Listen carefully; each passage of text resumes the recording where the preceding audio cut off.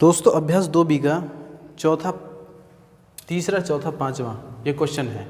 तीसरा क्वेश्चन क्या कहता है कि -1/3 गुणा -1/2 गुणा -1/15। अब देखो इन सब के बीच में गुणा है और सबका आधार 1 है, तो इसका मतलब आधार तो -1 ही रहेगा। आधार तो -1 है और मैंने कहा था गुणा में घातें जुड़ जाती हैं, तो गुणा में घातें सारी जुड़ जाएंगी। 3 + 2 + 15, तो 15 और 5 20, इसका मतलब -1/20 और यही हमारा आंसर होगा, यही आंसर होगा। ठीक है।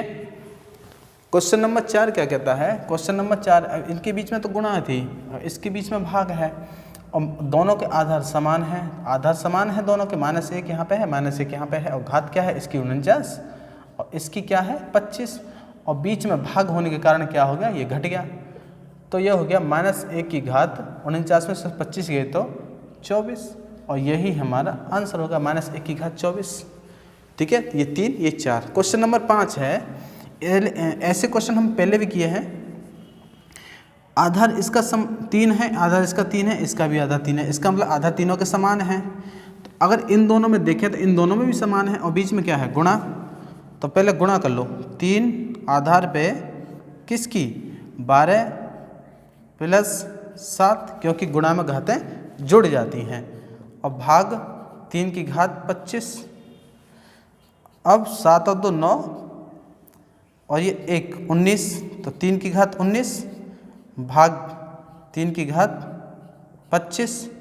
और मैंने कहा था कि अगर आधार समान है और बीच में भाग हैं तो घातें घट जाती हैं, तो आधार समान है और बीच में भाग है तो घातें घट जाएगी। तो 19 - 25, इसका मतलब क्या हो गया 3 की घात -6 और यही हमारा आंसर, 3 की घात -6 यही हमारा आंसर होगा। 3 4 5। ठीक है।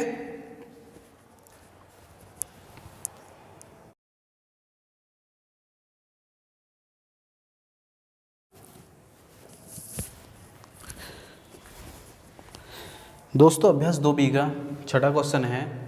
छठा क्वेश्चन क्या कहता है? छठे का पहला कहता है कि अगर 4 की गुणा अगर 20 बार हो रही है, तो मैंने क्या बताया था, हमने बताया था, हम जानते हैं कि अगर 2 की घात 2 है, 2 की घात 2 है तो इसका मतलब क्या है 2 की 2 बार गुणा।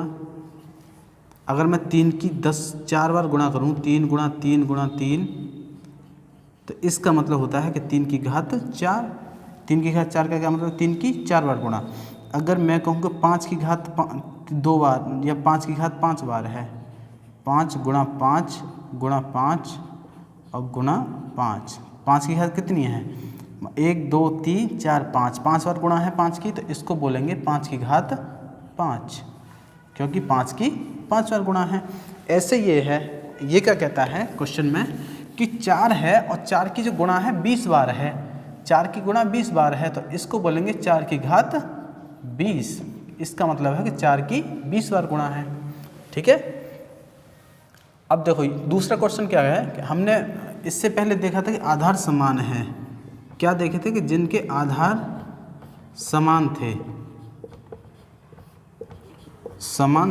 कैसे 3 की घात 5 गुणा 3 की घात 7, तो ये क्या हो जाता था आधार समान थे, तो आधार समान है और बीच में गुणा है तो गुणा में घातें जुड़ जाती हैं। 5 और 7, 7 5 कितना हो गया 3 की घात 12। ये तो हो गया आधार समान है। लेकिन अब आधार समान नहीं है, अब क्या समान है, अब घातें समान हैं, घातें समान हैं। तो इसको कैसे लिखेंगे कि घात समान है, तो घात ऐसे की ऐसे लिख लो, घात समान है और बीच की जो संख्या है ना आधारों के गुणा कर दो, तो ये हो जाएगा 8 7 56, 56 की घात 6 और यही आंसर होगा। सही है। अब अगला क्वेश्चन कि 9 की घात 12 बट्टे 5 की घात 12 बराबर 9 यहाँ दे रखा है और यहाँ पूछ रहा है कि यहाँ का आएगा। अगर इसमें हम एक चीज़ देखें, क्या देखें कि ये 12 है घात और ये भी घात 12 है, इन दोनों को इसमें से कॉमन ले लें और कॉमन लेके बाहर लिख दें, तो अंदर क्या बच जाएगा, अंदर बचेगा केवल 5। अगर कोष्टक खोलेंगे तो इसका मतलब ये हो गया 9 की घात 12 बट्टे 5 की घात 12। ठीक है। इसका मतलब अब कोष्टक के बाहर अगर 12 ले लिया तो इसका मतलब यही होगा, तो यहाँ पे नीचे आएगा 5। अब ये है, इसमें दोस्तों 3 चीज़ें हैं। देखो अगर a की घात 2 है और कोष्टक के बाहर 3 है, घात इसकी भी 3 है, तो इन दोनों की घात की गुणा हो जाती है, ये हो जाती है 3 a की घात 2 गुणा 3। इसका मतलब क्या है, a की घात 6। अगर इसी में a की घात 2 है, इसकी भी घात 3 है, मतलब कोष्टक ना है, कोष्टक नहीं है, इसका मतलब a की घात 2 है और 2 की घात भी 3 है ये, तो इसका मतलब होगा कि a की घात 2 और 2 की घात 3 है, तो 2 की 3 बार गुणा, 2 गुणा 2 गुणा 2, इसका मतलब होगा 2 दूनी 4 दूनी 8, तो a की घात 8। ठीक है, इसमें कोष्टक है और कोष्टक के बाहर ये है सारे पे, इसमें कोष्टक नहीं है, केवल कोष्टक का अंतर है। ठीक है, ये 2 चीज़ हैं। अब देखो इसी पे आधारित ये है कि 3 की घात 8 और कोष्टक है, कोष्टक के बाहर 3 की घात 3 है, तो इसका मतलब इन दोनों की इसमें गुणा हो जाएगी, तो 3 की घात 8 या 24, ये हो गया 24, 3 की घात 24, 3 की घात 24। ठीक है,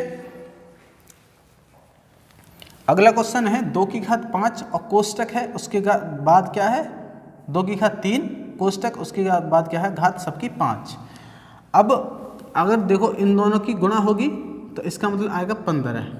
ठीक है, और ये कह रहा है कि इसमें भी कोष्टक लगाया है, तो यहाँ पे अगर 5 है तो इसमें 3 नहीं आएगा, क्योंकि यहाँ पे भी 15 होना चाहिए, इन दोनों की गुणा होके 15 होना चाहिए, तो यहाँ पे भी 15 होना चाहिए, यहाँ पे भी, यहाँ 15 है ही है, तो दोनों बराबर होना चाहिए, क्योंकि बराबर का चिन्ह है, दोनों साइड बराबर होनी चाहिए, आधार बराबर है हमारा, तो इसके 15 कब आएगा, जब 5 में 3 की गुणा करूँगा तो यहाँ पे आएगा 3, तभी तो 15 आएगा, तो यहाँ पे आएगा 3। तो इसका कहने का मतलब ये है कि a की घात 2 है और उसकी घात 3 है, तो मैं इसको ऐसे लिख सकता हूँ कि a की घात 3 की घात 2, मतलब इस घात को ऊपर ले आऊँ, इस घात को नीचे ले आऊँ, कोई दिक्कत नहीं होगी, क्योंकि इनकी होनी तो गुणा ही है, 3 दूनी 6 और 3 दूनी 6 गुणा ही होनी है, या तो मैं 2 में 3 की गुणा करूँ तब भी 6 आएगा, या 3 की 2 में गुणा करूँ तब भी 6 आएगा 6 ही, तो इसका मतलब ये है। ठीक है, तो यहाँ पे आएगा 3, सही है। अब देखो अगला क्वेश्चन है क्वेश्चन नंबर 7, इसी एक्सरसाइज का क्वेश्चन नंबर 7। क्वेश्चन नंबर 7 है, क्वेश्चन नंबर 7 क्या कहता है कि 5 की घात 5 गुणा 8 की घात 5 का मान बताइए। अब हम ये देखेंगे कि आधार क्या इसके समान है, नहीं, आधार तो दोनों अलग अलग हैं, इसमें 5 है इसमें 8 है, लेकिन इसमें घात समान है, तो हम लिखेंगे कि घात समान होने पर और बीच में गुणा होने पर दोनों आधारों की गुणा हो जाती है, तो ये हो जाएगा 5 8 40 की घात 5, और यही हमारा आंसर होगा, 40 की घात 5। ठीक है, इसी में अगला क्वेश्चन है क्वेश्चन नंबर 8।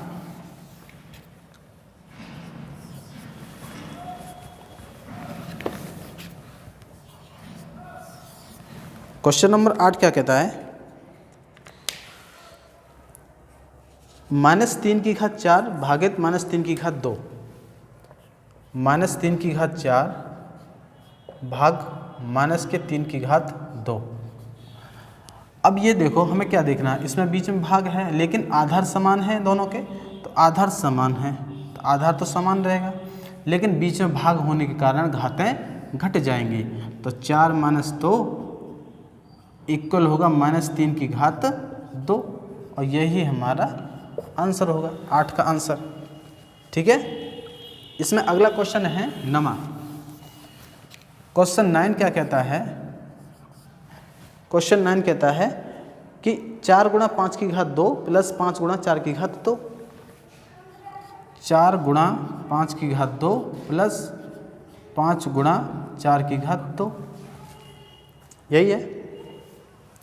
ठीक है, अब देखो ना तो इसमें आधार समान और ना इसमें घात समान, ना इसमें दोनों में आधार समान ना इसमें घात समान, तो अब इसको कैसे करेंगे, अब इसको डायरेक्ट करेंगे, तो यह है 4 गुणा 5 की घात 2 का क्या मतलब, 5 की 2 बार गुणा, 5 गुणा 5, ठीक है, बीच में है प्लस।